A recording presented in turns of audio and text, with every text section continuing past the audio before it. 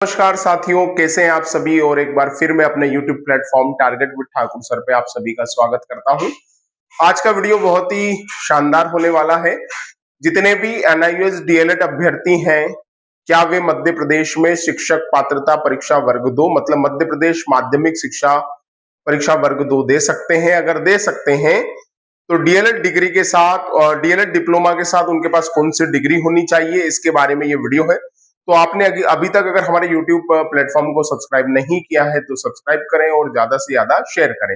अब एक बात ध्यान रखिएगा कि जो माध्यमिक शिक्षक भर्ती परीक्षा 2 जो होती है मध्य प्रदेश में, उसमें स्नातक उपाधि के साथ या तो आपके पास B.Ed होना चाहिए या DLED होना चाहिए या D.Ed होना चाहिए। मेरी बात को ध्यान से सुनिएगा। तो अगर आपके पास NIOS DLED है तो वो कौन सी योग्यता है जिसके साथ आप माध्यमिक शिक्षक भर्ती परीक्षा वर्ग 2 दे सकते हैं? तो देखिए, हम बात करते हैं सबसे पहले गणित विषय की। कौन से विषय की बात करते हैं? गणित विषय की।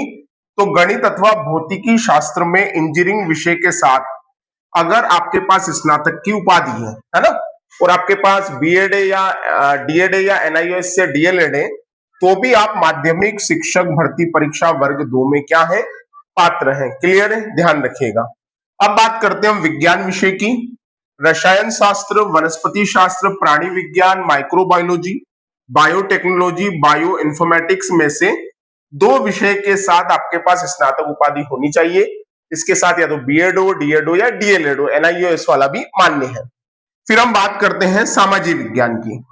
इतिहास, भूगोल, राजनीति शास्त्र, अर्थशास्त्र, समाज शास्त्र तथा वाणिज्य। वाणिज्य मतलब कॉमर्स, ध्यान दीजिए, कॉमर्स में से किसी एक विषय के साथ स्नातक उपाधि हो, B.Ed हो, D.Ed हो या NIOS DLED हो, तो आप सामाजिक विज्ञान विषय से पात्र हैं, बिल्कुल पात्र हैं। ये संशय ना करें कि वाणिज्य वाला पात्र नहीं है, बिल्कुल पात्र हैं।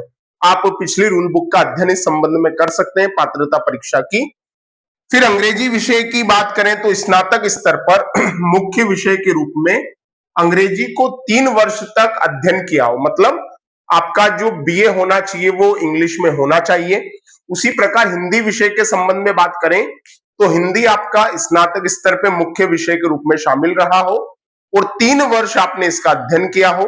अगर संस्कृत की बात करें तो संस्कृत भी मुख्य विषय के रूप में 3 साल तक आपने अध्ययन किया हो, तो आपको शिक्षक पात्रता परीक्षा वर्ग 2 देने का मौका मिलेगा।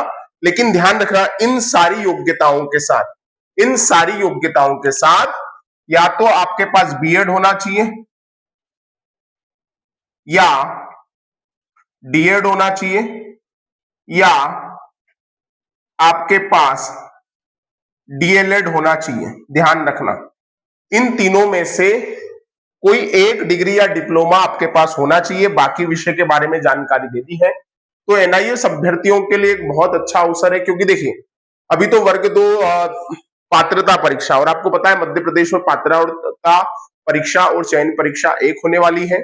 विज्ञापन में काफी समय है। अभी तो इन सर्विस टीचरों के लिए टेट परीक्षा का आयोजन होगा, आप सबको पता है। तो अभी समय है, तो आप अपने समय का सदुपयोग करें और सदुपयोग करते हुए अपनी तैयारी करें। आपकी NIOS डिग्री मान्य है, सब तरीके का संशय छोड़ें।